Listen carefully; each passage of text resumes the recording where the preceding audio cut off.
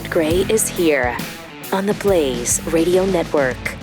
Welcome. Great to have you with us. 888-900-3393. Also, Pat Unleashed on Twitter. Good news. The U.S. economy under Biden has plunged to its lowest level ever, according to the Index of Economic Freedom from the Heritage Foundation. And that's good news? Yeah. Oh, yeah. Because, Okay. we're breaking records. That's good. Good. I needed some good news. Yeah. The economic freedom score is 72.1, making our economy the 25th freest in the world. Yay! That's great. We're top 25. Okay. In fact, we're ranked third among the Americas. Okay. Third in the Americas in economic freedom. That is unconscionable. News follows reports that inflation continued its once-in-a-generation surge in January, reaching a rate of 7.5%. Now, if we measured this like we did back in 1980, it'd be around 20% right now. Ooh. Yeah. And, it's all these artificial measures that just keeping us hanging on by a thread to keep it at 7.5%. We're fortunate that it's not 40% or 50% or just getting away from us at such a rate that we look like Zimbabwe or Venezuela. Speaking of which, just to show you what happens after runaway inflation and you can't get a grip on it and everything just goes out of control. Zimbabwe, back in 2008, started printing up these outrageous amounts of money in these dollar bills. I forget where on our trip to Israel and Africa, I came upon these. And change at a coffee shop or something? Yeah.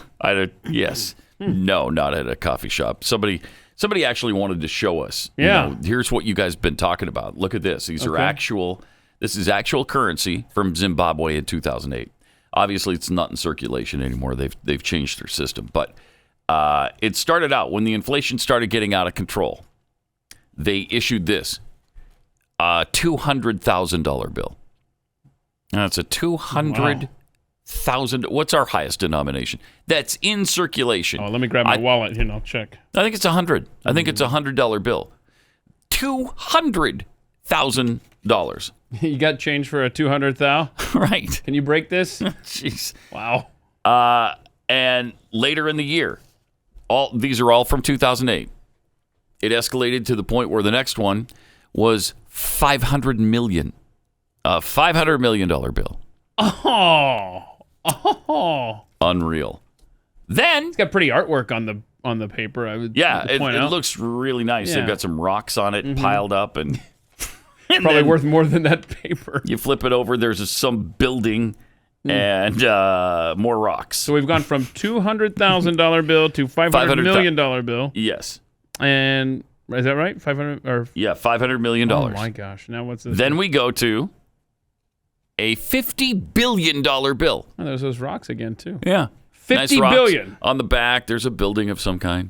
$50 billion bill. $50 billion bill. And finally. Oh, no. Oh, what? There's another one over there? There's another one. Oh, no. This is incredible. And this is what we're trying to avoid. Right. This is where we don't want to go. Oh, no. The rocks again, I see. A $10 trillion bill. $10 trillion. Zimbabwe. In 2008. All of these from 2008. All in the same year. Yeah. It happened so quickly that sometimes, you'd issue them a $500 million bill and it couldn't buy you a loaf of bread. It was staggering. Yeah. So back in my day, it was only $200,000 for a loaf of bread. Remember those good days? And your day was this morning. Earlier this year. Yeah, earlier this week. So we got to get a grip on this, and we need to pay attention to what's going on, and do our damnedest to alert our representatives that We don't want them going down this road with Joe Biden. That this Build Back Better garbage must be defeated. And he can cry about it all he wants, but they're not going to give in. Otherwise, seriously, we could look like Zimbabwe at some point. I mean, 7.5% inflation sucks, and it's difficult on us, but it's not, 1,000,000% like some of these countries have experienced in the past.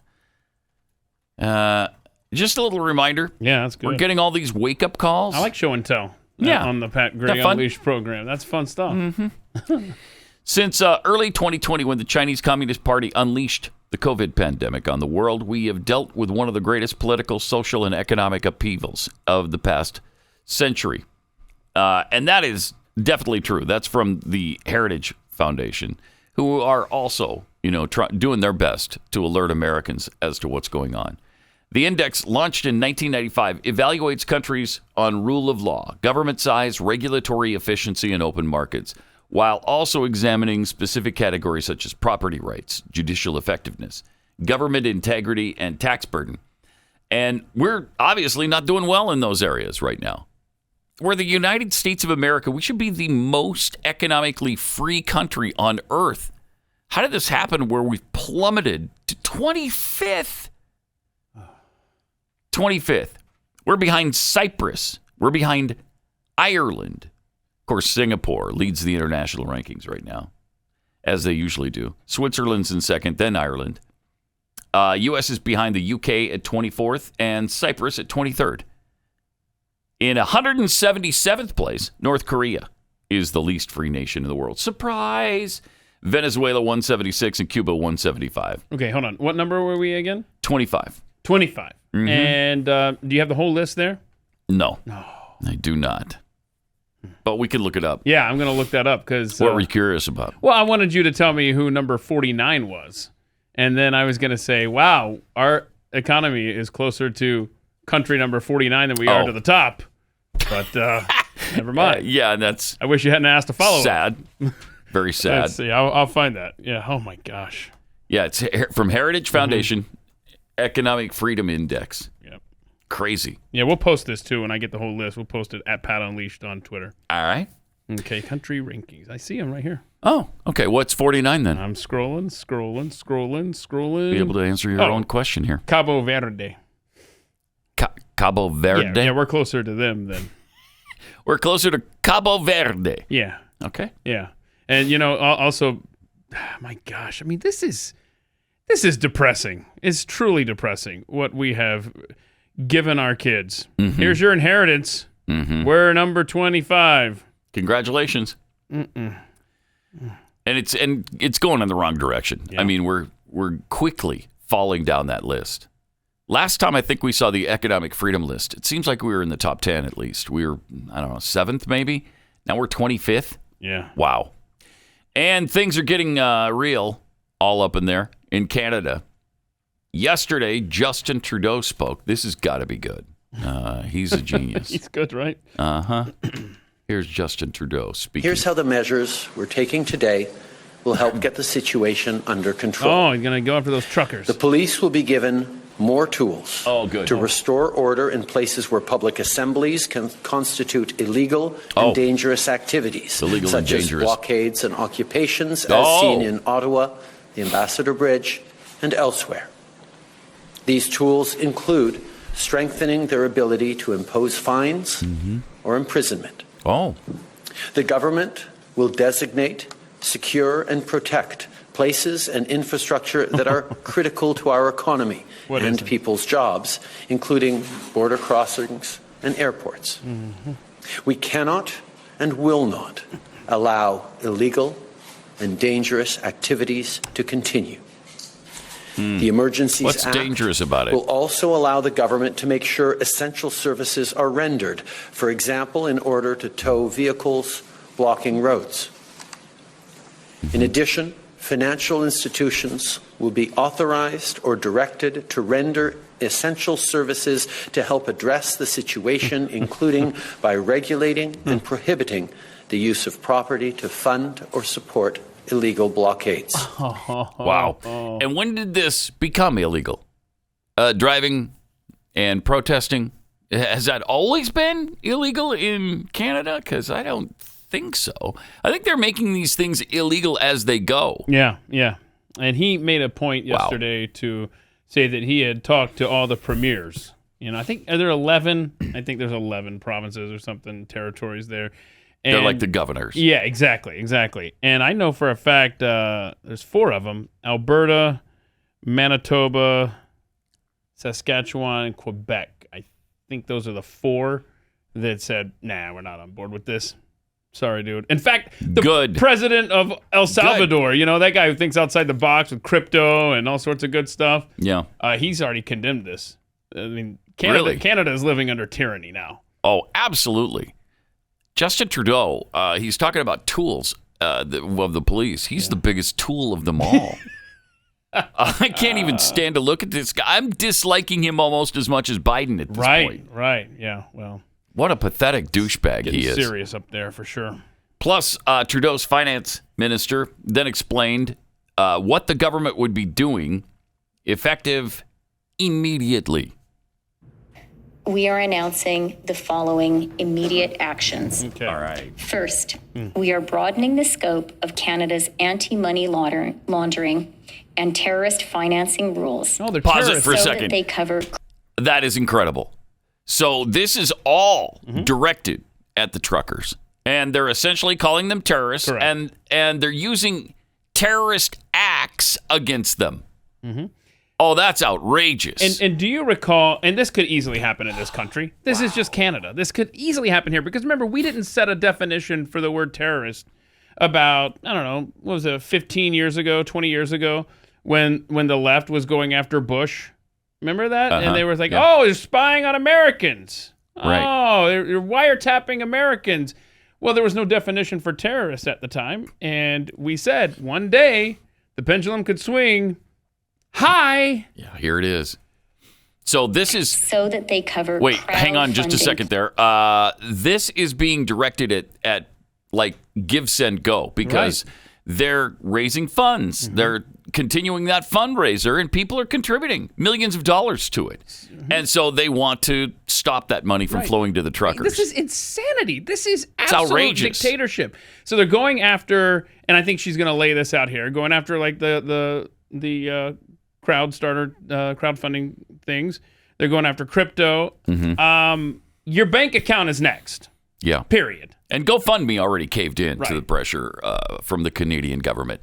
But Give, Send, Go said, no, they don't have any say over us. We'll dispense the funds right where they're supposed to be dispensed, and that's to the truckers. But they're doing everything they can. They're acting very China-like here. This is amazing what's happening to the West. We've seen it in Australia and New Zealand and Canada. Well, and here, I mean, with all the mandates. Yeah, and some police officers actually started handing in their badge, retiring early, resigning. They're not going to be a part of the enforcement of this insanity. But yeah, she had more fun, great stuff. Let's hear it.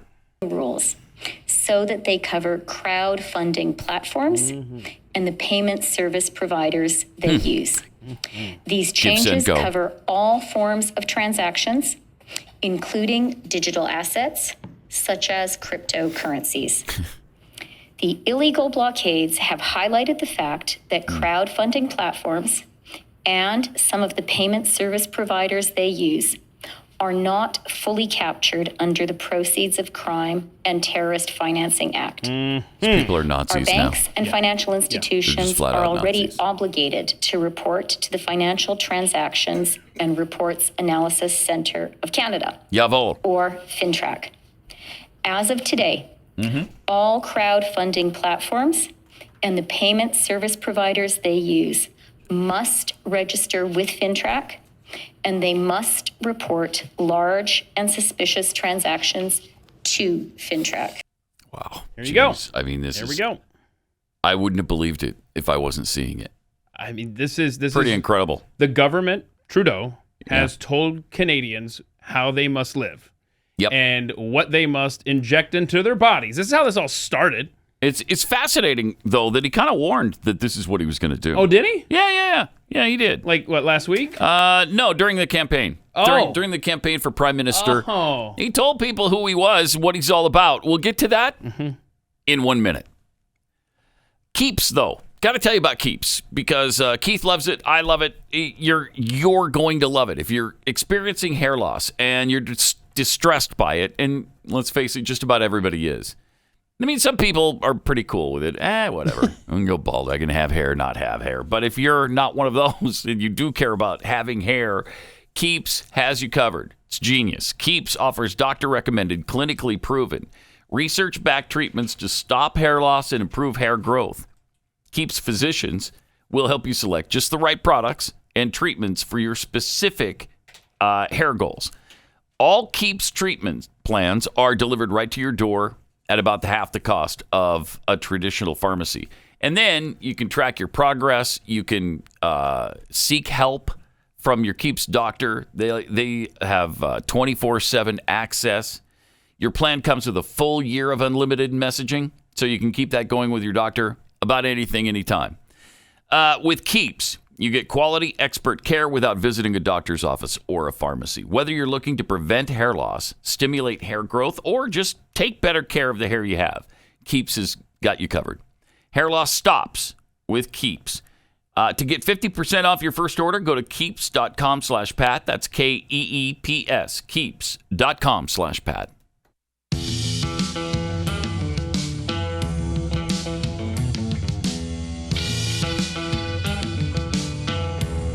Pat Gray Unleashed.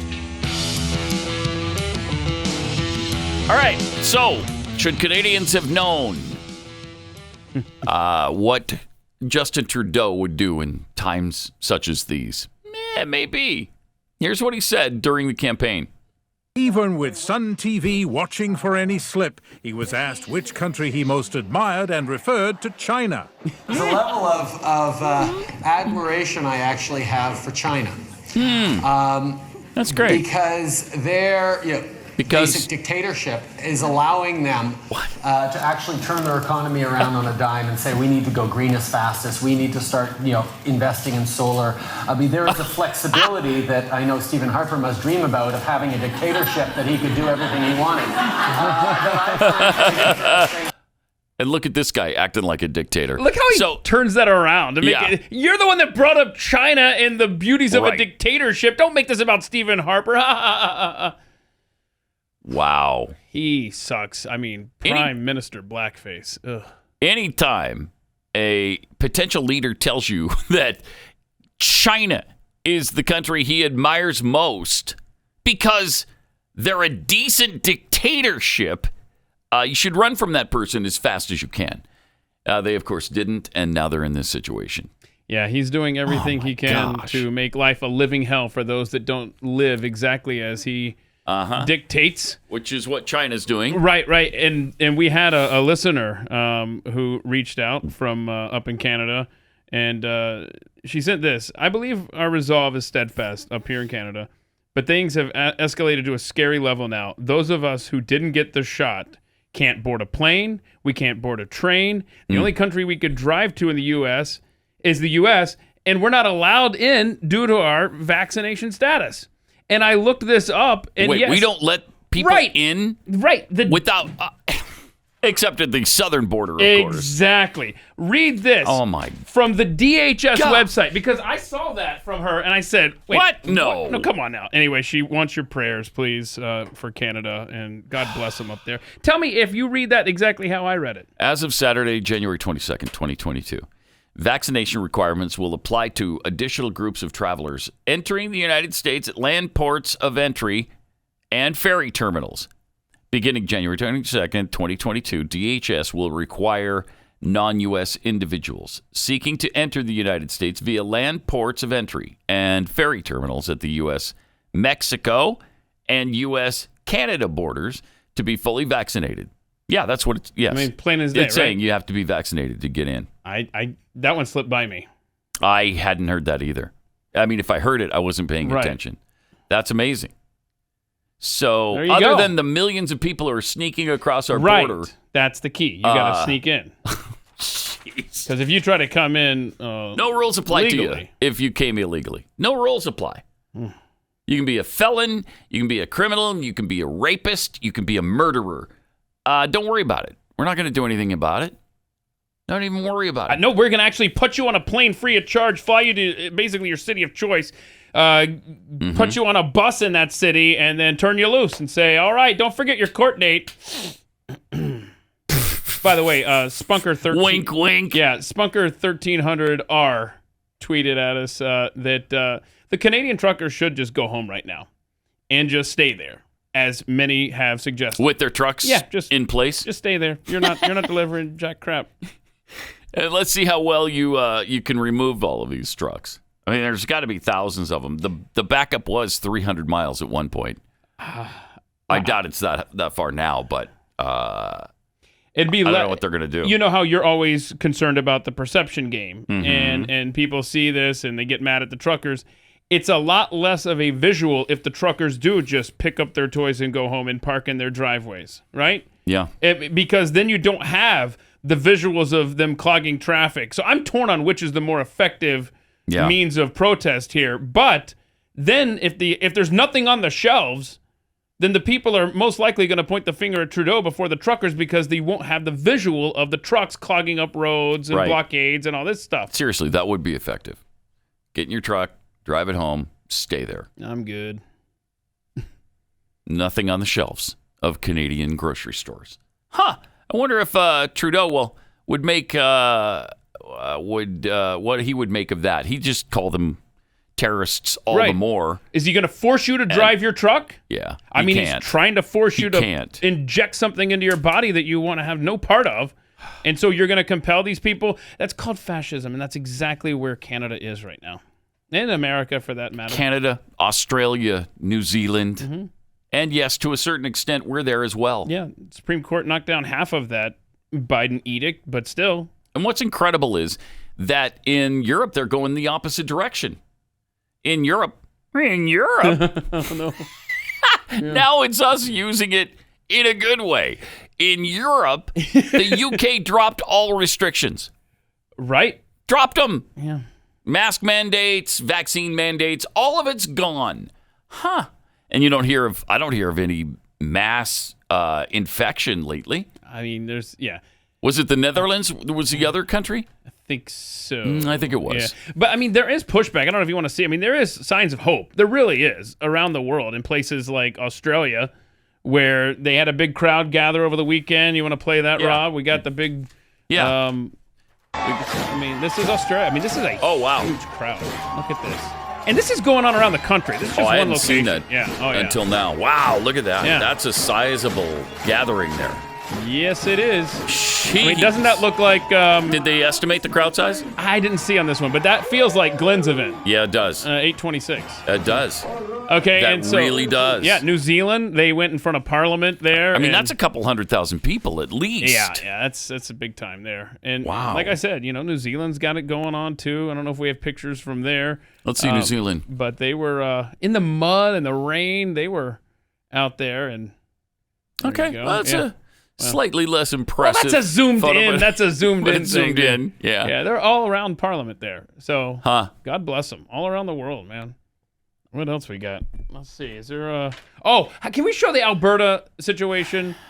The locals there at the border between Montana and Alberta when the police came to... Did we already show that? Did we show that yesterday, Pat? Do you recall? I don't think so. Where they were locked arm in arm? Yeah, we showed this. Okay, sorry. Oh, maybe we did. So this is the kind of stuff Trudeau's talking about in his speech.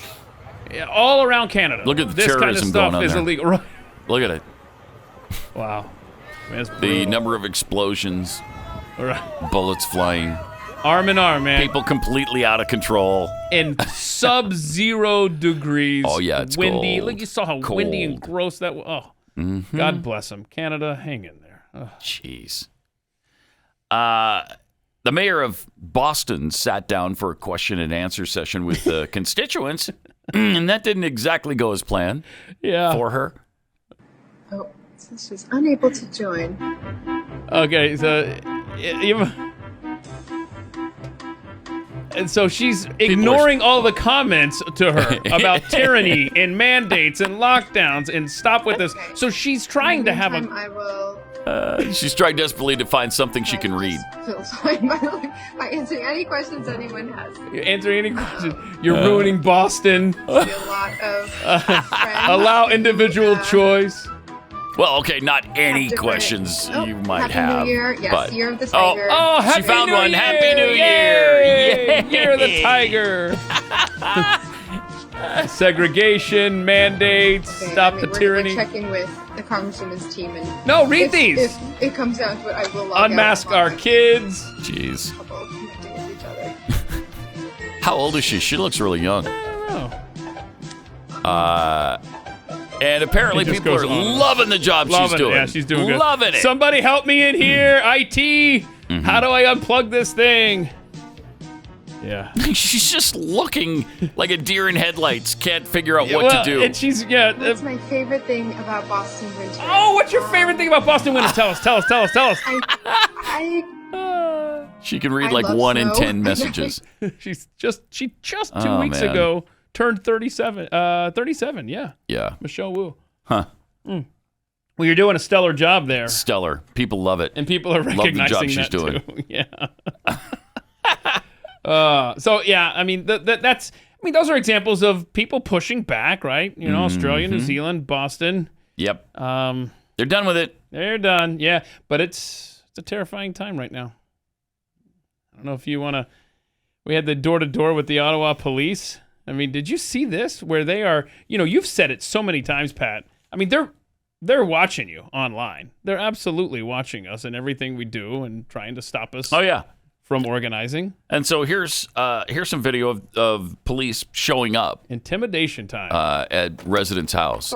Since you're at my home, can I just get your name and your badge number, please? I have a card here. Okay. It's Erica Ingram. Thank you. And this is just some information about peaceful protests. About- That's all it is. Okay, all it so you saw something on my Facebook? No, on the Facebook group. Okay. And decided to come to my personal residence to that's give crazy. me information about Oh my- peaceful protest? Yes. Okay, so are okay. the Peterborough Police? No, you're with OPP? Are Yeah, you you guys know me. now monitoring people's Facebook pages? Or Facebook groups to who comments as to what their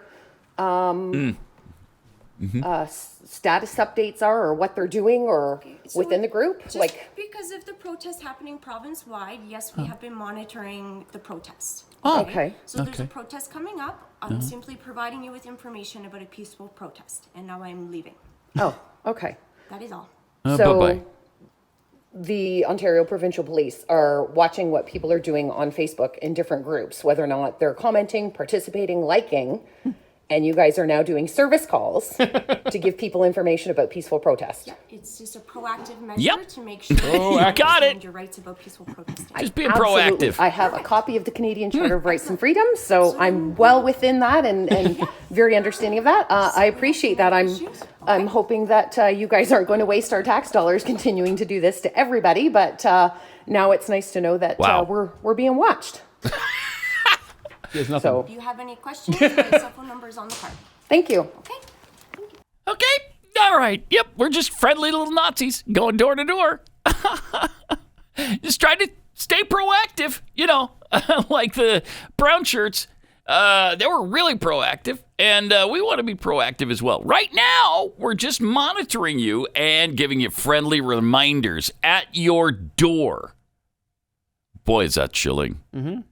I've never seen the like of it. You really have that amount of time to devote to this and waste on this, that you're sending officers to residents' homes who are part of a Facebook group. Huh. Yep, just giving you information on peaceful protest. Now I'm going to go. Okay, now I'm going to go. When I come All back, right. I'll have stormtroopers with me. So you're monitoring what I'm doing online? Yep. Yep. And Well, just not you, the dispensing group. information. The group. The group. We're going to just show up in everybody's house. That's all. Okay. Have a nice day now. Gray. The Blaze Radio Network. What number do people call to get on the air? Do we have that number? Why, yes, there is a phone number you can call. 888-900-3393. It's Pat Gray Unleashed on the Blaze. That's interesting. It is. It is. A lot of interesting things going on right now. So the Bureau of Alcohol, Tobacco, and Firearms doing some interesting things. They're encouraging people to celebrate Valentine's Day. Yeah, we got the tweet for that. That's fun. By turning on an ex-partner. Check out the tweet. Valentine's Day can still be fun, even if you broke up. You have information about a former or current partner involved in illegal gun activity? Let us know. Creepy. And we'll make sure it's a Valentine's Day to remember. Then they give you the number to call. This is just so chilling what's going on here with these government agencies. Wait a minute. There's an ex that's involved in illegal gun activity? Uh-huh. I know an ex-president. Perhaps you've heard of him. His name is Barack Obama. Mm-hmm. And what he was doing is he was illegally running guns to drug cartels. Oh, let the ATF know. I should let I'm them sure know? they'd be really interested in that. Yeah. Okay. Yeah, because they were, that's true. They were running guns to Mexicans. Right, and that led to crimes both in America and abroad. In fact, one of our border agents lost his life as a result of it. Mm-hmm. And then the Paris nightclub. Oh, my gosh, that's right. I forgot about the Paris nightclub terrorists who used... Right? Wow. It's amazing. Traveled all over the world, those guns. Unbelievable. And then when Obama was approached about it, he said, well, that was started by the previous administration. No. No, it was not. Started in 2010 by Barack Obama. So, liars. Just liars, tramps, and thieves. That's what they are. 888-900-3393. I also love the fact that the Canadian media is pushing this bizarre theory, this conspiracy theory, that the truckers that are in the Freedom Convoy, they're Russian agents. Yeah. Okay. So, in fact, I believe this is a CBC broadcast. Mm-hmm, probably. And they're actually discussing it. Even after 2 weeks of chaos, it's still unclear exactly who is behind the so-called truckers' convoy. But it's clear they're well connected. As police in Ottawa clamped down on Parliament Hill, other protests began popping up across Ontario and elsewhere. Earlier today, I spoke with New Brunswick cybersecurity expert David Shipley, who says Canadian protesters are being directed and manipulated by foreign agents. Who would have reason right now to cause as much chaos in Canada as possible? Well, top of that list is Russia. We are actively engaged in a geopolitical battle about the future of Pause Ukraine. it for a second. Our foreign affairs minister. Russia's laser focused on Canada right now. Right now. What are the Canadians going to do about this? Can we go into the Ukraine? What will the Canadians do if we do this? And I just want to so bad. I want to take back Ukraine. You think so? It's part of the motherland. So who's in the way? Canada. The Canadians are... Oh, those darn Canadians. Always the Canadians blocking our path. The Canadian Mounties. What if they, come down from wherever they are? Get on a boat and come over here. Yeah, then you got trouble because they're always in the way of Russia's plans. Canada. Darn those Canadians. Oh! All right, let's see what else he had to say. Our prime minister, others have been very vocal in our support for the Ukraine. And it seems very likely that the tactics that we're seeing, the creation of these massive Facebook groups using fake identities, or in the case now alleged by a U.S. media outlet, a stolen identity of a Missouri woman, to create these groups and to foster communication amongst hundreds of thousands of people. This is the Russian Internet Research Agency playbook writ large. But we have other enemies as well. I mean, you have China, you have other states. But could be China when I narrow down my list of suspects, and I don't have enough evidence to win in a court of law. From your I don't living need room. that right now. He doesn't have enough evidence for a court of law. Of moves what a that surprise. Russia has made in the past, the United States, and is continuing to do around the world. Thank you, Harry. We were warned, Harry. He's not Harry. The other guy's Harry. That the pandemic was a realistic threat to us. We were Mm-hmm. warned that the amplification of extremest views on social media was a direct threat, and we didn't do anything. And now our capital is occupied. Now our capital is occupied by Russian agents who don't want us to get in the way of them going into Ukraine. He hasn't point said anything about vaccine mandates for truckers in Canada. No. Well, that has nothing to do with it. That's it was just why. so the timing was just too perfect. These are all KGB operatives, man. All KGB or that is FSB or whatever they go by today. They're Russian agents. See, I thought them showing up at the Canadian Parliament on the first day of the Parliament session had something to do with the timing. Oh, my You're gosh. saying... Okay, you are so naive, Keith. Obviously, I'm sorry. Wow. What, were you born yesterday? I did not realize the bitter rivalry that was Russia v. Canada. It is bitter. It is bitter. And not just in hockey. It's bitter in all aspects of life. Because they know if there's one nation on this earth that can stop their agenda in Ukraine, it's Canada. It's those hosers. It's Canada. The freaking Mounties. All right. Always goes back to Canada. I think there was more to come on this Russian agent situation. Let's learn. What should governments here be doing as they come into conflict with these groups? We need to just the best hope that we have is some of the smart moves that we actually saw our province do this week. Okay. Which is to take preemptive action, have realistic fines, and real consequences for the disruption of civil society and using our laws and the rule of law to navigate this. And that's a short-term thing. But we got into this mess because we did not take the threat of social media disinformation seriously. We did not. Yeah, they didn't. And I still haven't mentioned one word about what this is actually about because You talk about misinformation and disinformation. Wow, this is all of that and to about the 1,000th power. It's just bizarre. Are there people in Canada listening to this broadcast and actually believing that these are Russian agents instead of just normal truckers who are sick and tired of the mandates? Couldn't be that, right? Because we all know it's really fun to live under tyranny. We love it. So how could they possibly be protesting that? They can't. It's only been 2 years when we told you it was going to be 15 days. What? You can't take 15 days to 2 years and just roll with it? What's the matter with you? Obviously, you're Russian agents. I mean, that's... God, I stand corrected. I can't take it. You're correct. And there's one more section, I believe. Okay. What do you propose or would you suggest be done to eliminate the online threat or the vulnerabilities that Canada faces right now on social media? In the midterm, we need to subject social media platforms to reasonable regulation of the algorithms that they use to promote, influence, and amplify hate, fear, and anger.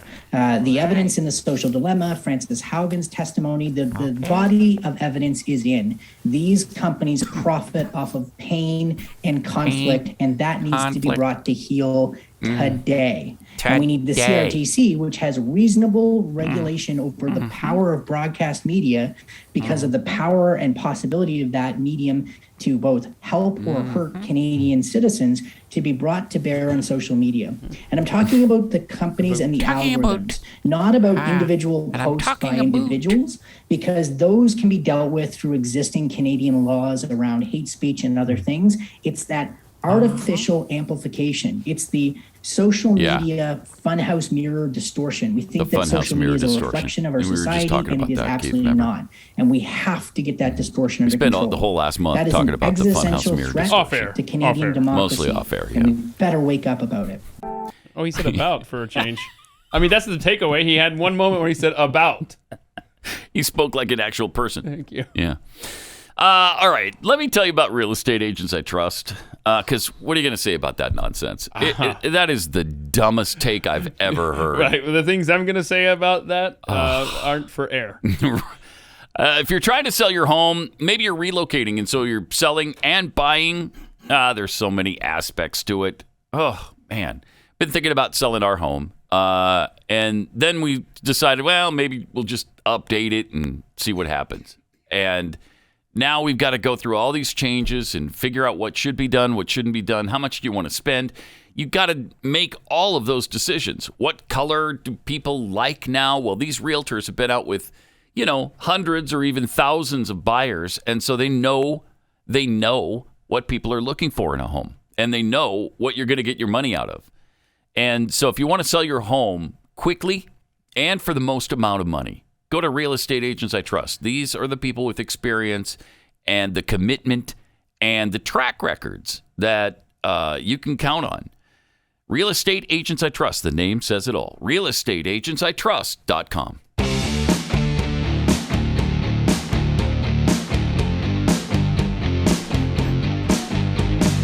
Pat Gray Unleashed. So obviously we have our own problems here in America, Pat, but I posed the question on Twitter, when do we liberate Canada? And Tobin for Pope campaign says he can already hear the anti-war left chants, no blood for syrup. And I'm sorry, definitely blood for syrup. Am I right? Yeah. You would go up there for that? Yeah. Okay. Yeah. So.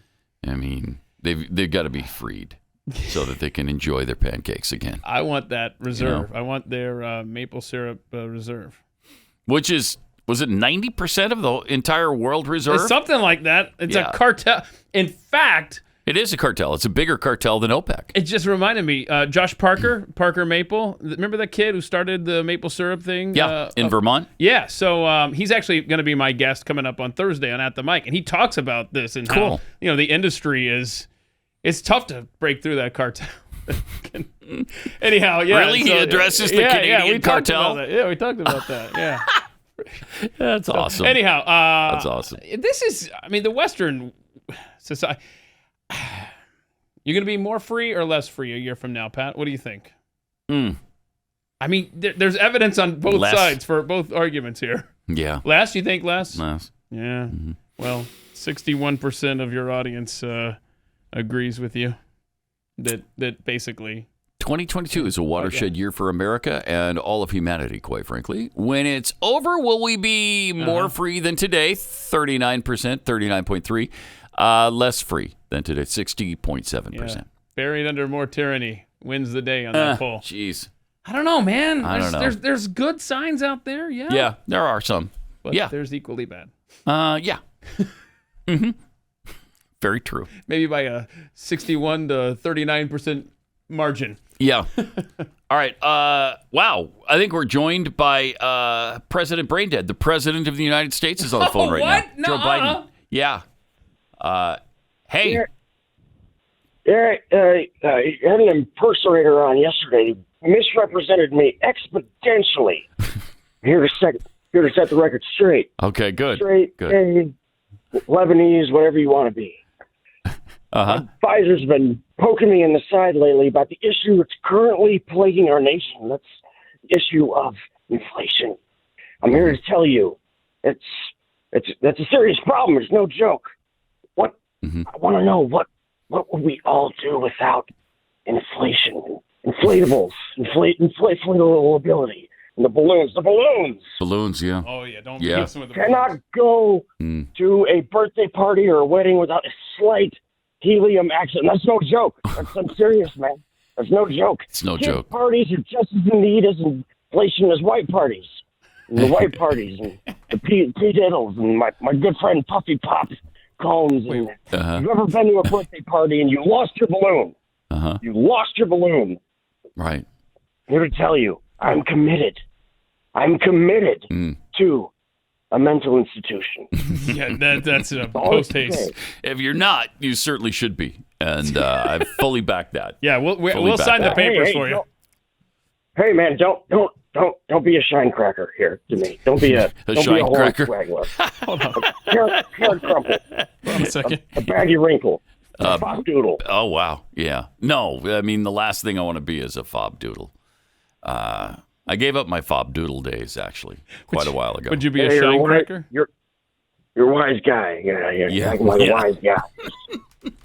Okay. So, obviously, this is our friend Nick from Illinois, who has been, I think, preoccupied with some other things thought it was Joe Biden. for the last, what? How long's it been, Nick, since you've been going through, you went through cancer treatments, right? if we remember correctly. Yes, that is true. I went through cancer treatments. And speaking of Joe Biden, by the way, where's the cure? Thank you. Yeah, because he did say that when he was elected. I promise you, if I'm elected president, you're going to see the single most important thing that changes in America is we're going to cure cancer. Got to cure cancer. Well, what are we waiting for? Not there yet. Not there. Well, I mean, you would think that would be a day one priority if you can make that promise if you're president. Mm-hmm. But, I mean, it wouldn't pass the priority that is killing the Keystone Pipeline. So we can understand maybe a little bit of a delay there. Right. Yeah, because he got the pipeline killed right away. Thank you. That was like first day, I think. First day, yep.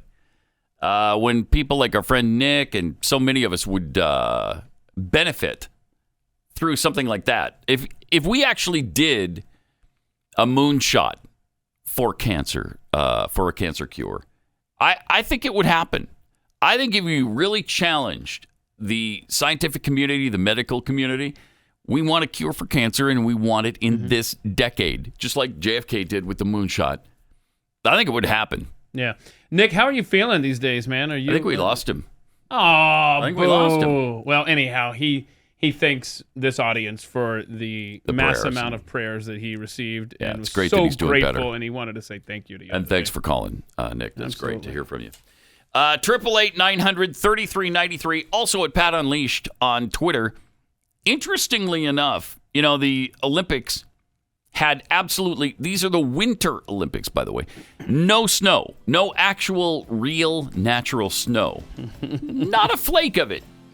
And so they had to manufacture it. It was all man-made. It was all artificial snow. Until this week, when they got huge snowstorms. All right, yeah. That were blinding, and now they've got too much snow. So they're trying to get rid of the natural snow now. Oh, God. It's unbelievable what goes on. All right, more coming up here in just a minute. And thank you for being with us. 888-900-3393. Pat Unleashed on Twitter.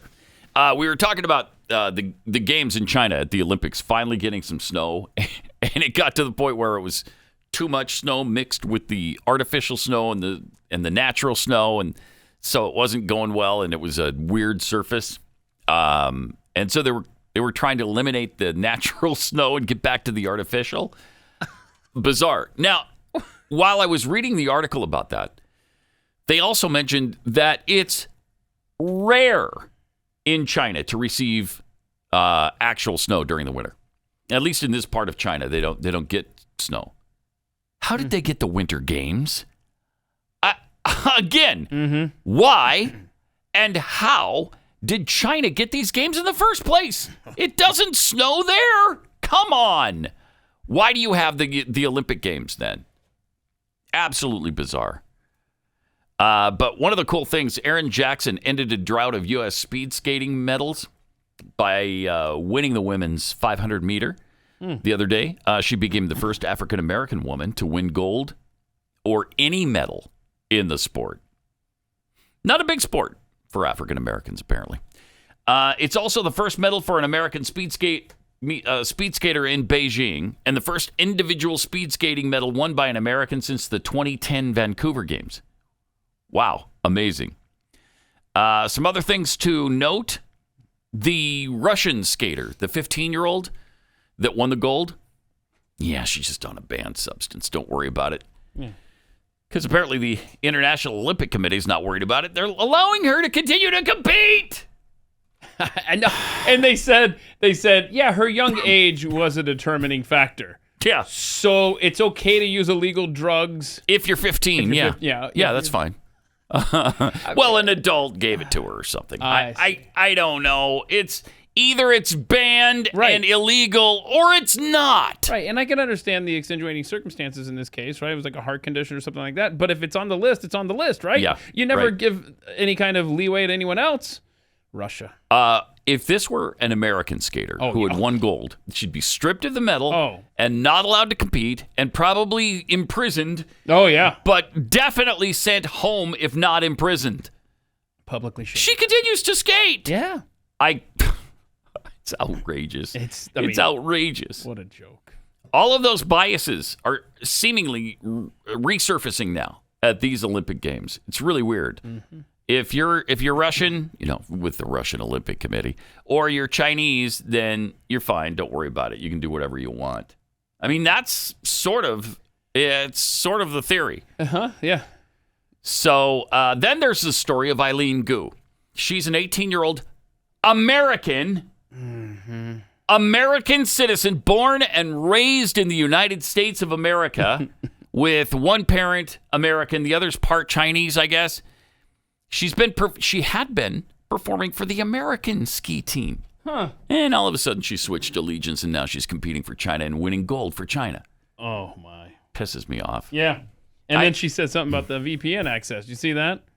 Like, people were complaining, hey, we can't get internet access here in China. She's like, you just get a VPN. You could get around it that way. Just get a VPN. What's the problem? Okay, I mean, yeah, but I don't know that that's your answer there, China. Interesting. Yeah, so of course she's a superstar almost overnight in China. Yep. Now, because she's pretty, she's got model kind of looks, supposedly, and she's talented. She's really good at skiing. And she's winning for them, which they otherwise wouldn't be. Those would be American medals. I'm so tired of people being trained here, growing up here, and then we send them off to some other country to compete against us and win medals. It doesn't make any sense. And you talk about these games really starting to have a Cold War era feel to them with the way things are going with the rulings and stuff like that. Yeah. When it comes to the women's hockey gold medal match tomorrow and the men's hockey gold medal match on Thursday, both featuring USA versus Canada, I mean, based on what's happening in Canada right now, is this kind of another Cold War era? Yeah, sort of. Now, the men in the preliminary competition already beat the Canadians 4-2. So I hope they can do it again. And what's interesting about the men's hockey team, they're not NHL stars. The NHL decided they were going to opt out of these games. These are all young kids just out of college, or 15 of them are still in college. I love it. I love it. It's great. It's like the old days when our college players used to beat the Russian pros every single Olympic Games until 1972, when they cheated over and over and over again to finally beat us the first time. But it's really kind of cool what's going on with both the men and the women. So they might both, they're both in the gold medal game, and like Keith said, they're both playing Canada for the gold medal. So that continues. Interesting. Good luck to I'm starting to develop, I mean, we're like 10 or 12 days into this, and I'm only now starting to become interested. Probably because you're angry. Yeah. At what's happening to us, Yeah. It's not right. Yeah, there's a little controversy going on, so it's piqued my interest and pissed me off. Well, especially the Eileen Gu thing. That's almost like treason to me. Every time I see her, it angers me.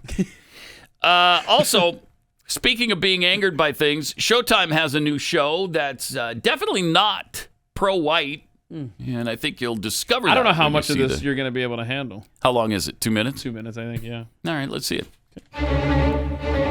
Warning, this trailer may trigger white people. What annoys me most about white people is when they pretend like they're the victim. What's also annoying when is that, by the way? When they kill us. Oh my! What is fragile about whiteness when everything has been constructed around it? Every part of who I am has been distorted or criminalized. It's really just a bunch of white lies. Storming the Capitol! You're not patriots. You're ridiculous. One of the definitions of American whiteness is ignorance. Oh my gosh. We are not your problem. What racists? Should white people today feel any responsibility for slavery? Hell yeah. White Jesus or black Jesus? Jesus was not white. Think of geography. Ain't no way Jesus walked around with blonde hair and blue eyes. All right, I got it. Who's ever said Jesus had blonde hair and blue eyes, by the way? Yeah, I don't know anybody who has. I've never heard it. It's never been taught in my Sunday schools. It's good, right? Wow. Yeah, that's go. That's great. Yeah. Turn everything around and make it say the same thing about blacks. And what would happen? Warning, this trailer may trigger black people. Can you imagine? You wouldn't get past the first frame. No. It'd be over. You'd be canceled. And the show would be canceled immediately. And Showtime would be boycotted. Yeah. Man, what a world. What a world.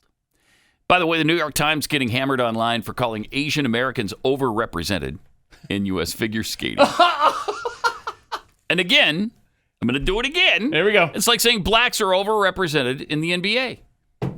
Are they? No, they're not, because they're the guys who have won this through merit. Yeah. In the NBA, it's based on merit. As it should be. The best basketball players are going to play basketball. In figure skating, the best figure skaters are going to skate for the United States. In hockey, the best hockey players are going to play hockey. I just saw a thing on hockey where, I don't know, there's not enough black NHL coaches. How many black NHL players are there in the NHL? Not many. Yeah, I can think of a few, but there's a few. But proportionally, you're absolutely right. I mean, this is. I mean, they're not proportionate in hockey because apparently that's a sport that they're not as interested in. Okay, well, I'm not that interested in cricket, so there's probably not a lot of Americans, whitey Americans, in cricket. New York Times faced another online public relations nightmare, though, Friday when they characterized Asian Americans in figure skating as overrepresented. Article pointed out that Asian Americans have come to dominate the sport of figure skating, which previously had been predominantly white. But it was their use of the word overrepresented that made many on Twitter lash out in confusion and anger. Figure skating in the United States is now plainly an Asian American sport, said the Times.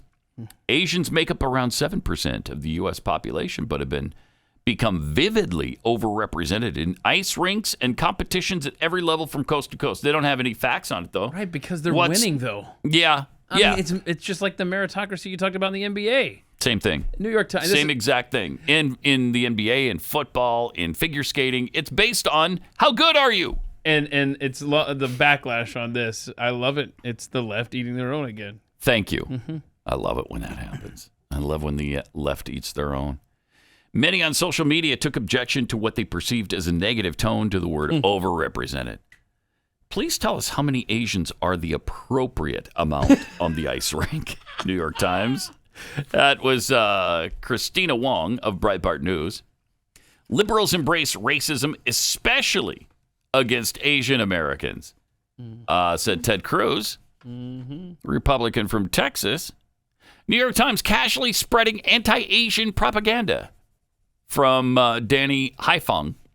My favorite attempts at wokeness are the ones that look awful to the woke and non-woke alike. Right, I love it. That's good. Noah Bloom tweeted, and that's true. And, you know, our best male figure skater is Nathan Chen. So if he's the best, of course, he's the one that's going to represent the United States, right? It's just weird. It's just weird.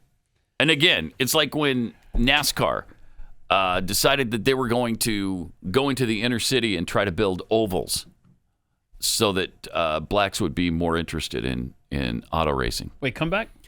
Yeah, this was early 2000s, maybe, like the mid 2000s. NASCAR was concerned about the fact that there were, I think at that time, there were no black drivers in NASCAR.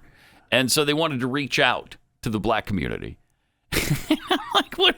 Okay, well, how are you going to do that? If either they're interested or they're not, you're going to force it? And I guess they were going to try. So, strange. And they were going to build ovals in, like, urban places? That might have been my suggestion to them. Now that I think about it, I think they're going to build ovals in the 4th Ward in Houston and see if they could get black kids to drive on them. I don't want the noise in my neighborhood. Keep your race cars out my hood. Yeah, so that you're not in favor of that. I would not be in favor of that. Yeah. No. Okay. All right. But it's just silly. All this stuff about race, and it goes exactly against what Martin Luther King taught and fought for and spoke about his entire life. And for some reason, that's been thrown right out the window. We're supposed to focus now all of our attention on race. We're not supposed to be colorblind because that is itself racism. Yeah. You must see color. You got it. And you must promote the colors all colors but white. So there you go. It's a fun world. It's a fun time to be alive, is it not? It's a fun time, yeah. Oh, I'm loving it. Yeah, it's a fun time. Let me tell you about something that's really, really important. Because abortion is the leading cause of death in the United States and around the world. Since Roe v. Wade, over 63 million babies have been aborted in the U.S. alone. Something like 1.2 billion worldwide. Can you believe that? It's just astounding. Devastating. So it's really time to do something about it. That's why the Ministry of Preborn is partnering with Blaze Media to help rescue as many babies as we possibly can this year. And you can be a part of it. Preborn is the direct competition to Planned Parenthood. They're the largest provider of free ultrasounds in the U.S. When a woman who is considering an abortion sees her baby on the ultrasound and hears the heartbeat, the chance that she's going to choose life goes up to 80%. So this is really important work they're doing. Really, really important work. Over the last 15 years, Preborn has counseled over 340,000 women considering abortion. So if you can, $28 buys one ultrasound for a woman. Gives her the chance to see one ultrasound for free. $140 buys 5. Whatever you can afford. Maybe it's just $5 or $1. To donate, dial pound 250, say the keyword baby. That's pound 250, keyword baby, or go to preborn.com/Pat. Now back to Pat Gray on the Blaze Radio Network. Some tweets here. Plant-based center life. Tweets, censorship is the child of fear, the father of ignorance, and the desperate weapon of fascists everywhere. Wow, that's powerful. It's good stuff. Is that a quote from somebody? I mean, don't make me look this up. I don't know that I've seen it before, but it's powerful. Child of fear sounds like a Yoda saying. Censorship. Child of fear, censorship is. Yes, yes. Father of ignorance it is. Okay, I'm Googling these phrases. Keep going. Father of ignorance. What was the other one? Desperate weapon of fascists everywhere. Desperate. Well, I'm kind of let down. I didn't get. Find a way to say that backward. I could not. Yes. No. You like in Yes. the Boba Fett? Speaking of Yoda, Baby Yoda, and all that stuff. Loving the Boba Fett. Okay, that was good. So people. I liked it up until the last 3 episodes. Then it turned to love. Strengthened my feelings toward it. Really good. Wow. Yeah, really good. Well, that's good. Okay. So I'm interested to see where they're going to take it next. Yeah. What's the next show we got coming down the pike from? Obi-Wan, I think. Oh yeah. Obi-Wan Kenobi is going to be a star unto himself, and it'll be interesting to see if they use Luke in that series. No, they can't. Right? Yeah, they can't because Luke didn't know him. Oh, by the way, you're familiar with Laurie Haas Anderson, right? That's who that quote's from. Oh, of course. Well, yeah. That's why I said that was a quote from, but I couldn't remember Laurie's full name at the time for a moment. So there you go. All right. Maskless meandering malcontent tweets, with my last name being White, I'm constantly reminded of my privileged life. Yeah, I bet you are. Racist. Thank you. Just implicit. Parents were obviously racist. Your grandparents. Yep. I mean, that goes on and on and on. Changed that name long time ago. Right. Well, now it's on you. Too late now. Mr. Too Webb. late. Yesterday, Kamala Harris gave a speech, and this is a speech that Rhonda Locklear from the Lumbee tribe would have been interested in. Check this out. So I will begin with what I believe is a simple truth. Okay, here we go. In the 21st century, high-speed internet is a necessity. Yes. Not a luxury. A necessity. A necessity. Our world has moved a right. online. If I may pause it for a second. And that is why from a right, if I may be so bold. Please do. It's gone from a luxury to a necessity to a right. Yeah. You have a right to high-speed internet. Don't let anybody, any of those right-wing kooks tell you anything different. Okay? And I mean the highest of high-speed technology. You also have a right to 5G internet, too. 5G, wherever you don't have Wi-Fi access. Okay? And what if you don't have a device to pick up the high-speed internet or the 5G LTE? Well, then you have a right to a device like an iPad. That's a great point. Such an iPhone. oversight right there. Thank you. I mean, you might make it available, but if you have nothing to receive the signal with, then what good is it? What good is it? Doesn't do you any good at all. So just a recap. So I would say you've got it's not just a luxury, it's a necessity. Not just a necessity, but a right. Mm-hmm. And if that's a right, then so is the device to receive it. Right. And don't try this dial-up and this DSL. No, don't give me any of that. No, we're talking full speed ahead. Let's see what else she had to say. Let's. And that is why from day one, the president and I have fought to make it easier for everyone to access and afford high-speed internet. Okay. Today, we are celebrating a major milestone in that fight. Okay. What is it? What is the milestone? During the pandemic, millions of people, families in particular, depended on high-speed internet. Sure did. Young people used the internet to access digital textbooks, attend virtual classes, surf the internet, and collaborate on science projects, all at their kitchen table. Oh, wow. Parents used the internet to buy groceries, paper towels, and other daily essentials. Yeah. The internet allowed folks to take care of their children and to buy towels and get their essential needs paper towels accomplished. Yeah. Business owners, like the one I met from Missouri last year, rely on the internet to coordinate with suppliers overseas. Wow. Many workers use the internet to do their jobs virtually. Many of them People do. everywhere use high-speed internet to stream movies for family movie night. Jaleesa talked about that. To video chat with friends that are far away. Sure. To view a tutorial on how to fix that leaky faucet. To read the news, check the weather, or plan a trip. For so many of us, is that a tutorial that you do with your toes? As an essential and integrated part of our daily lives. Right. Yeah. What she said. Yeah. And if I might be so bold, there's more to it. My name is Rhonda Locklear. Okay. I'm from Pembroke. Yeah. And I'm a member of the Lumbee tribe of North Carolina. Right. I have two children. And like any mother, I want the best for my boys. Of course you do. Jacob, my oldest, is a transferring student Noel. to UNC Pembroke. Keep that in mind. And Oldest. Isaac is in the 8th grade at Pembroke Middle School. Like most families who across the state who either don't have access to high-speed internet who can't afford it. We were stuck with dial-up service in our home until 2 months ago. Until just 2 months ago. I feel that this has put my family at a disadvantage, I'm guessing, right? At a severe disadvantage. Obviously it has. You minimize her pain. Isaac depends on the internet. Let me apologize for that. Thank you. I need to apologize. Thank you. Because I called it just a disadvantage. Thank you. When in reality, we all know and have known for 12 years now, it was a severe disadvantage. Thank you. Severe. She suffered. Her children suffered, especially her oldest, Jacob.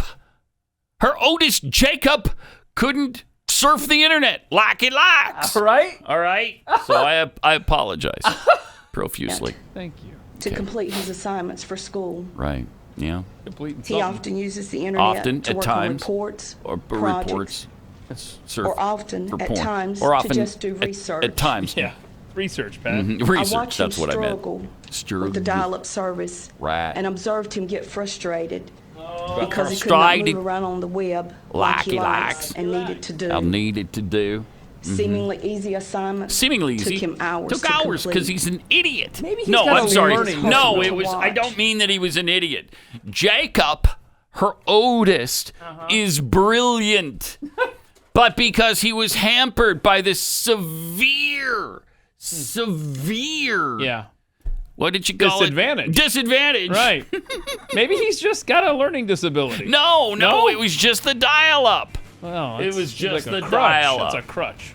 Isaac got very upset. Oh, and Isaac's discouraged. He's the problem child, Isaac. Because he could not do what he needed to do. Am I right?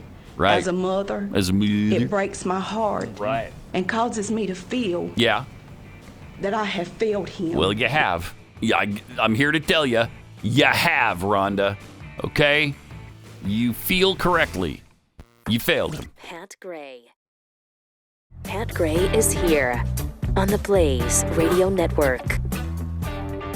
So, our super expensive million-mile from Earth James Webb telescope that's supposedly going to see out into the universe farther than anything ever has. I like it. I really am, too. I can't wait to see the first images. But it took a selfie? Yeah, we already have the first image. It's of itself. Yeah, and look at that, huh? There it is. Right? That's impressive. Shouldn't have bothered. Really? That's what we're... What? Woo! What the heck? It took a selfie, huh? Yeah, okay. I guess... Your tax dollars at work. Yeah. Yeah. That's where that $10 billion went. That's where it is. To that beautiful selfie right there. Look at me, Mom. That is... Well, it's lackluster, I'll say. Yeah, it is. It's kind of a letdown. Start taking pictures that you're supposed to be taking. Okay, let's skip the selfies. Like Rob put up there, telescope with an ego. Yeah. You know, do your job, telescope. Is a telescope trying to be a hit on TikTok or something? Go viral? Dumb. No more challenges. All right, telescope? Right. Just do your job. Just do your job. And get along with it. Okay, let's see the universe from 14 billion years ago. That's what I want to see. So do it. And this guy's out there holding the camera out to himself. Look, I know I'm supposed to be taking pictures of the universe, but stop. Let me show you me first. A kid in school was given detention, and he got lunch detention, and has here's the reason that he was given. Sounds serious. Hank Beanie, 1-day lunch detention. Reason? That kid's in 6th grade. Student was covering his ears while CNN was on. What? I love this kid. He was asked to stop and listen to the video. He replied, I don't want to listen to Democrats. 6th grade. That's so great. That is so. That's young Keith Malinak right He's there. A genius. I mean, this is. You need to be listening for the brainwashing, kid. Like, we pipe CNN in here because no one else is going to watch them. Yeah. And so we're going to force the kids to, and you got to listen so you're properly indoctrinated. So the mom was notified on January 18th. I would be so proud of this kid, and I'd be marching down to that school to say, you're not giving him a detention for not wanting to listen to your propaganda? No. That's great. Speaking of the education field, a pathead who is friends with a teacher sent us this message.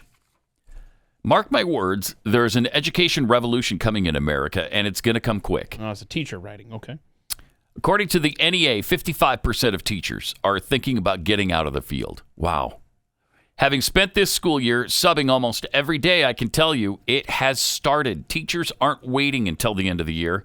Many are leaving now. Districts are struggling to get enough substitutes to go around, and in some states, the governor has called up the National Guard to fill in as substitutes. Wow, I've never heard of that. Wow, that'll be a fun class. I didn't know that was a role they could fill. Huh. Here's what I'm seeing. Teachers are tired and stressed and don't feel supported by parents in the community.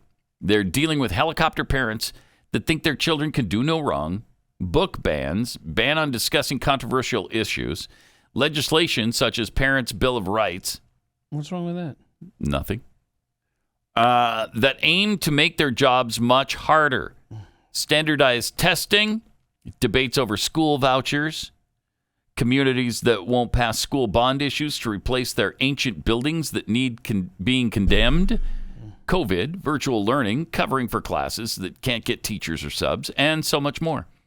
Some of those things I agree with. Right, absolutely. Many of them, in fact. Many have master's degrees, but their salaries don't match their level of education. Teachers' pay is insufficient. Likewise, substitutes make less than the high school students that are flipping burgers at McDonald's in the evenings. Oh, I don't doubt that. Colleges are shuttering their education departments because of lack of enrollment.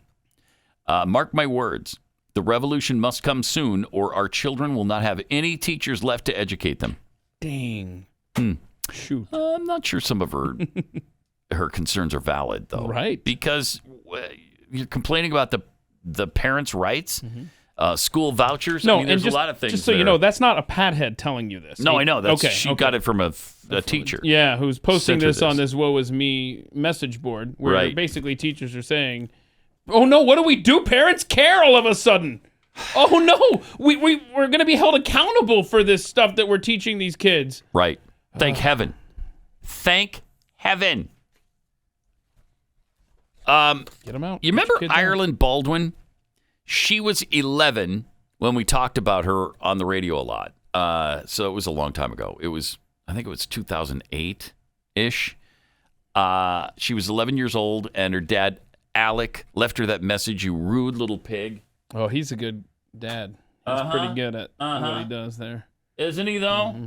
Yeah, he's awesome. In fact, this is the message that he left his 11-year-old daughter.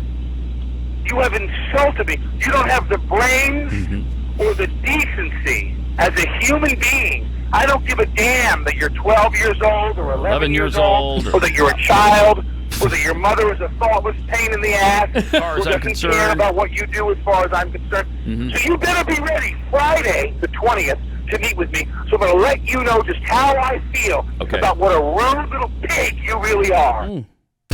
That's despicable. Anyway, she's vowing to ignore the negative comments that come her way. You're vowing to do that?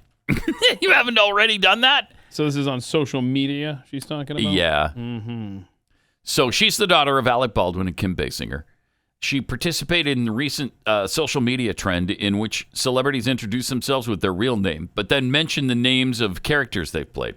In Ireland's case, however, she used cruel names she's heard over the years, including her father's 2007, okay, so I was a year off, 2007 thoughtless little pig comment. My name is Ireland, but the media likes to call me thoughtless little pig. Oh, That man. is terrible. That is not cool. That is terrible. You can thank your dad Thank for your that. dad, yeah. Your douchebag dad. It's just sad, man. I It's unclear why she blamed the media, for the comment when it was the embattled Rust actor who infamously called her the horrible nickname in an angry voicemail when she was 11. That being said, she's moved on from the ordeal. My name is Ireland. I'm a writer, and I think pigs are cute, so joke's on you. Oh, look at that. She turned it into Turned it right around on us, Keith. Stuck it to him. That's what she did. Okay. All righty. Okay. So your shining moment as a parent continues to haunt your child. Nice job, Alec Baldwin. Yeah. I think this thing's going to end up with him in this shooting on the set there. I don't know, because he didn't aim it or shoot it.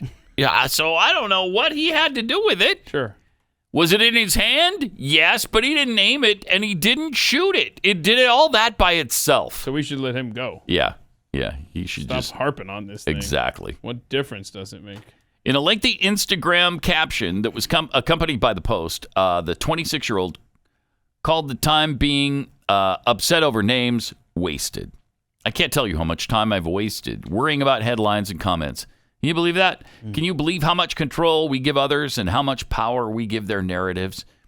Maybe you don't experience this on a scale that I do, but the majority of us have been called names and have had assumptions made about us. Yeah. Congratulations, Can Alec. you imagine you being did a this to kid her. these days? With I social can't. media No. and all the pressures there. I mean, nope. Someone said on another podcast I listened to once recently that, when you were a kid, like if you were bullied or teased or you had a bad day, then at the end of the school day, your day was over, right? And then the next day, it's a new day. It's just a perpetual thing now with social media. There is it keeps no going. downtime for these kids going through any kind of situation they are. They just carry the fight over to social media. Right. Just terrible, man. I can't Really imagine sad. being a kid today, especially with the COVID stuff. Oh, my goodness. We're giving them no chance. hey, happy talk on a Tuesday morning. Yeah. And here's something interesting that has nothing to do with, well, I mean, a little something, but Alec is 63. Kim Basinger. Okay. How old is Kim Basinger? Do you think? Oh, you seen her recently? I have not. Am I guessing or am I looking? Yeah, no, guess. So he's 63. I know she's older, right? Or am I wrong? No, you're right. Don't you dare say 70. She's 68. Oh, my. Kim Basinger is 68. Yeah. Wow. Wow. Yeah, she doesn't look 68. Does she still do stuff or? The last movie I saw her in was that one with Sly Stallone and what's his face, Robert De Niro. I forget what it was called. It was a boxing movie. They were boxing rivals, and she was married to Sly Stallone in the past, or I don't know. I forget what the name of it is. That was pretty good. I haven't seen her. That was years ago though, like 2015, 2014, something like that. Well, the Daily Mail. So I don't know. Daily Mail here caught her in August of last year. Mm-hmm. I'd say she's looking closer to 68 every day. Oh, really? Yeah. They caught her without makeup? Just a rough time, yeah. Oh, okay. They delight in doing that. Right. Yeah. Let's catch them at their worst Right. when they got no makeup and they just got out of bed and they're wearing something stupid. Okay? Let's get a bunch of shots of her. People will realize that she's not attractive at all. We got great. You. It's really despicable, really, what they do. 888-900-3393 and at Pat Unleashed on Twitter. Here in the DFW area, our schools are, of course, out of control. In Frisco, this book somehow slipped through and was available in the student library until it got noticed and was finally pulled. Name of the book? Pedophilia and Adult Child Sex by Stephen Kirshner. Stephen Kirshner, yeah. Kirshner. Mm-hmm. It's Kirshner? Yeah. Okay, yeah, Kirshner. He's a professor at SUNY, which is... State University of New York. State University of New York. Mm-hmm. Used to see the signs all the time when we lived in New York. He recently said some incredibly despicable things. They're disturbing, man. And I guess they put him on... They reassigned him after the clips. Thank goodness. Yeah, so they reassigned him.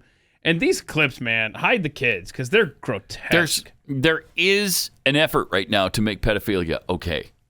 I don't understand it. I don't know how this happened, except that they're trying to make every form of depravity fine and dandy with the rest of us. Everything should go. Everything goes. But here's what he had to say about it. Imagine that an adult male wants to have sex with a 12-year-old girl. Imagine that she's a willing participant. A very standard, very widely held view that there's something deeply wrong about this. And it's wrong independent of it being criminalized. It's a man and a child. It's not obvious to me that it's in fact wrong. I think this is a mistake. And I think that exploring why it's a mistake will tell us not only things about adult child sex and statutory rape, but also about fundamental principles of morality. All right, so he's setting the table for the larger discussion, Pat. Wow. And he had more to say about it. There's a couple things to say here. One is, even if you are looking for a threshold, let's say there's a threshold. I'm making this number up, but let's say it's at age 8. Still, that tells you that some adult child sex is permissible. Second, which is why we don't say 8 it's wrong is the threshold. A 1-year-old is not quite obvious to me. There are reports in some cultures. Pause it for a second. He keeps saying that. It's not quite obvious to me. Mm-hmm. It's not quite obvious to me why sex with any aged person would be wrong. It's not quite obvious to you? Yeah, he's about to justify an act with a 1-year-old. Oh, listen to Hide your kids right now. All right, let's see the rest. Filleting the baby boys to calm them down when they're colicky. Now, I don't know if this is true, but this is sort of widely reported as occurring in at least one culture. And it working, that the grandmothers believe this actually works.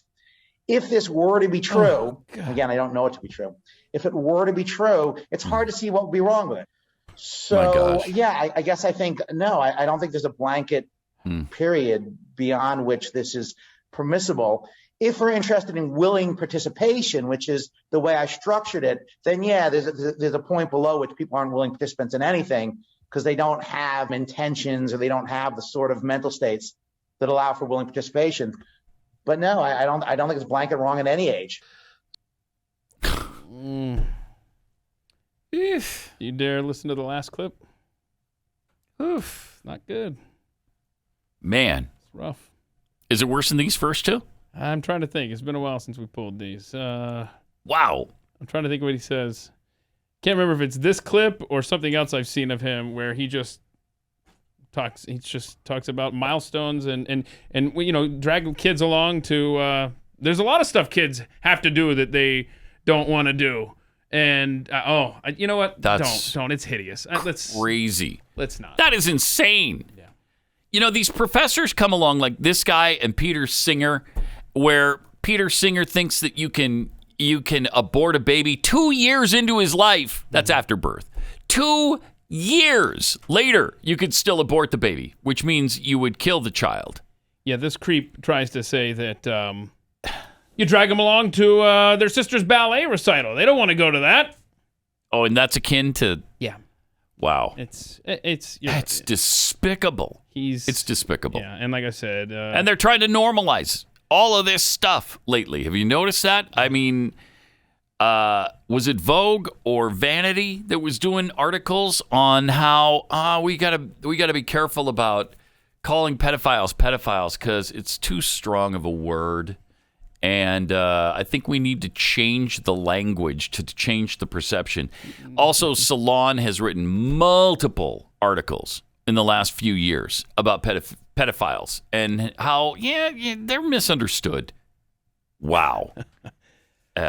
It's bizarre. It just takes one writer in those organizations given the green light to write about this stuff and then attach a big name publication to it. Yep. And ta-da, there they are. Pretty soon, you're starting to mainstream this stuff.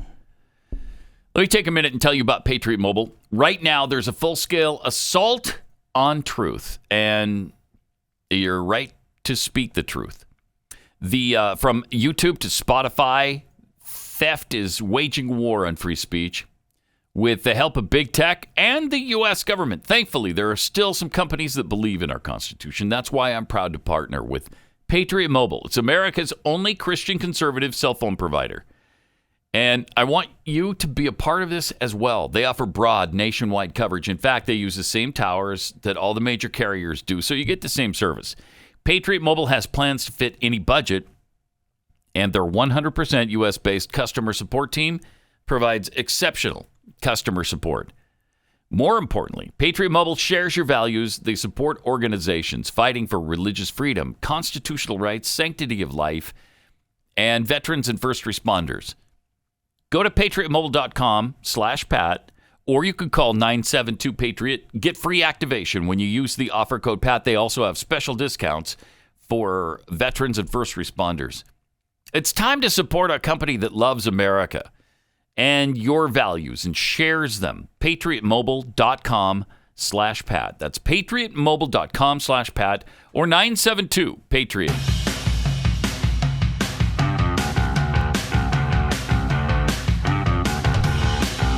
This is Pat Gray Unleashed.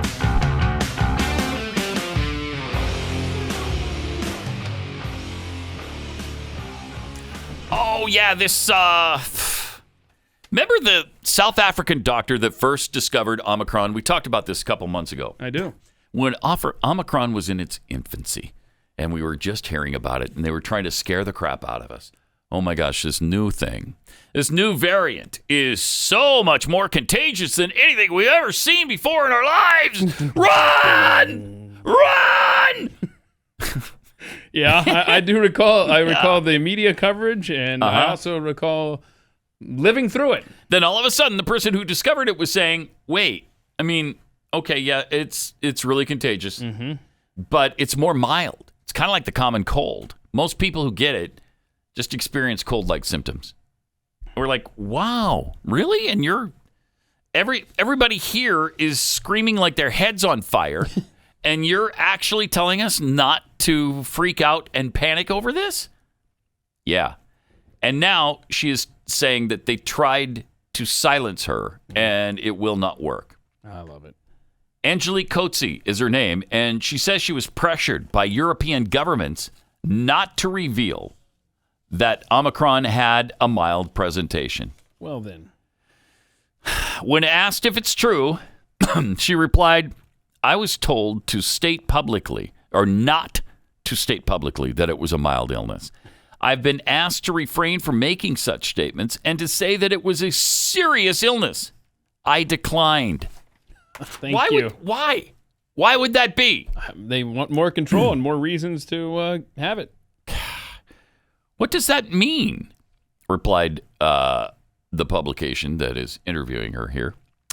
I'm a clinician, and based on the clinical picture, there are no indications that we're dealing with a very serious disease. The course is mostly mild.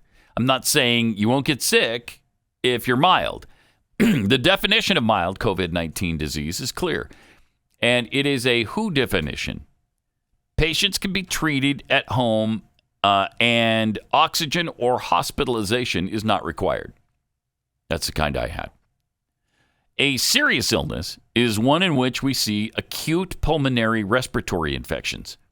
People need oxygen, maybe even artificial respiration. We saw that with Delta, but not with Omicron. So I said to people, I can't say it like that because it's not what we're seeing. That's amazing. Somebody with the giblets to stand up to the powers that be and say, no, I'm not going to freak people out over this because it's not worth freaking out about. When asked why she was prevented from telling the truth, Coetzee said they tried, but they didn't make it. What I said at one point, because I was just tired of it, was in South Africa, this is a mild illness, but in Europe, it's a very serious one. That's what your politicians wanted to hear. My gosh. According to her, she wasn't pressured by South African authorities and was instead criticized by scientists in the UK and the Netherlands who said, how can you explain that it's a mild disease? It's a serious illness. Look at the mutations. When Omicron first emerged, Fauci played dumb right after praising South African doctors, saying, the things that we don't know right now are whether the people who do get infected have a severer form of the disease. We don't know. Or whether it's a light disease or somewhat the same as Delta. I don't know. We just don't know. Well, yes, you do, because she told you what to look for. She's the person who discovered it. She's the first one who saw patients with it, and she told you her experience. Well, yeah, I just don't know. We don't know. It could be the most deadly of all time. I don't know. It could be a cross between Ebola and smallpox. We just don't know. There's no way to know. Or it could be like the common cold. Or you might not have any symptoms at all. Or you might die the minute you get infected. We don't know. We just don't know. Why'd they go with Omicron? Why'd they go with the metric variant? Yeah, because there's no way to tell. They should have. They should have called it the metric variant. So ridiculous. But that's amazing. Yep. We know these things are going on because we see it every day about how they're trying to panic the citizenry. But it's interesting when you hear it from the source. Yeah, they tried to silence me. They wanted me to say something that wasn't true, and I wouldn't do it. Wow. All right. Jeffy will join us tomorrow with Chewing the Fat, and we'll have all kinds of things for you then as well. Pat Gray, only on the Blaze Radio Network.